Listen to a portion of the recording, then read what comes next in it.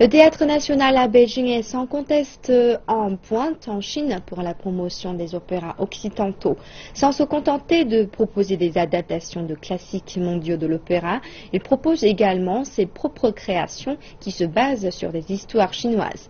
Visiteur sur la montagne glacée, en adaptant une histoire populaire chinoise sous la forme de cet art importé, connaît un grand succès. Reportage. Visiteur sur la montagne glacée, un classique du cinéma sorti dans les salles dans les années 1960, est devenu un succès sur scène sous la forme d'un opéra occidental. L'adaptation pour opéra a commencé en décembre pour 6 représentations.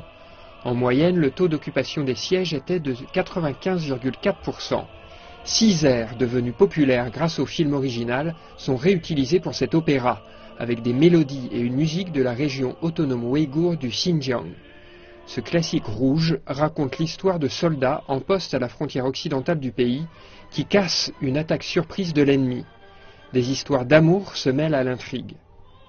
La metteur en scène Chen Xinyi, qui a produit 2 autres opéras à succès basés sur des histoires chinoises, L'institutrice de la campagne et L'orphelin de la famille Zhao, nous explique comment elle a fait de cette aventure un succès. Pour moi, le plus important, c'est une bonne histoire. Ensuite, il y a la musique. Par exemple, les airs du film Visiteur sur la montagne glacée étaient très populaires à l'époque. Ces éléments sont cruciaux pour le succès auprès du public. Le Théâtre national a proposé des classiques comme Turandot, La Traviata et Nabucco, qui ont initié de nombreux fans à cette forme d'art occidental. L'institution culturelle a capitalisé son expérience en adaptant des légendes chinoises. Les 7 opéras présentés au Théâtre national en 2014 ont tous dépassé ou été très proches d'un taux d'occupation des places de 90%.